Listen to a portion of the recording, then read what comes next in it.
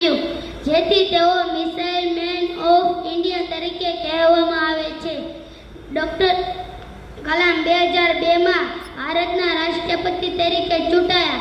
તેઓ હંમેશા યુવાનો સાથે જોડાયેલ રહેતા. કલામ સાહેબે અનેક પુસ્તકો લખ્યા, જેમ કે વિંગ્સ ઓફ ફાયર ઇન્ડિયા 2020.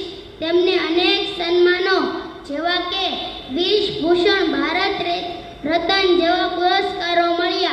27 જુલાઈ 2015ના રોજ શિલોંગમાં તેઓ ભાષણ આપી રહ્યા હતા, ત્યારે અચાનક તેમને હાર્ટ એટેક આવ્યો અને તેઓ અવસાન પામ્યા. તો મિત્રો, ડોક્ટર કલામનું આખું જીવન આપણને એ શીખવે છે કે ગરીબી કે મુશ્કેલીઓ ક્યારેય અવરોધ નથી. સપના જોવાની હિંમત અને મહેનત હોય તો સફળતા ચોક્કસ મળશે. ચાલો આપણે સૌ ડોક્ટર કલામના સપના મુજબ ભારતને વિકસિત રાષ્ટ્ર બનાવવા સંકલ્પ લઈએ. અસ્સલામુ અલૈકુમ. ખૂબ સરસ. બિલખિયા મોહમ્મદ ફૈઝભાઈએ ખૂબ સરસ પ્રેઝન્ટેશન આપણી સામે રજૂ કર્યું છે. હવે હું વિનંતી કરીશ સોલંકી ફાતિમાબેન આઈ કે જે સ્ટેજ ઉપર આવે ને પોતાની પ્રેઝન્ટેશન જે છે એ દરેકની સામે રજૂ કરે.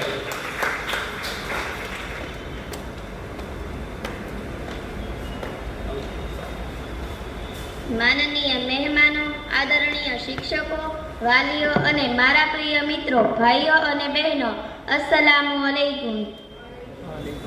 આજે હું તમારી સમક્ષ એક એવા વિષય પર બોલવા આવી છું જે આપણા ઇતિહાસ અને ભવિષ્ય બંને માટે ખૂબ જ મહત્વનું છે. તે મુસ્લિમ વૈજ્ઞાનિકોનું યોગદાન. જ્યારે દુનિયા અજ્ઞાનના અંધકારમાં હતી, ત્યારે મુસ્લિમ વૈજ્ઞાનિકોએ જ્ઞાનનો દીવો પ્રગટાવ્યો. તેમણે ગણિત, ખગોળશાસ્ત્રી, તબીબી, વિજ્ઞાન, રસાયણિક શાસ્ત્ર અને ઇજનેર જેવા અનેક ક્ષેત્રોમાં એવી શોધખોળ કરી જેના કારણે આજનો આધુનિક યુગ શક્ય બન્યો છે.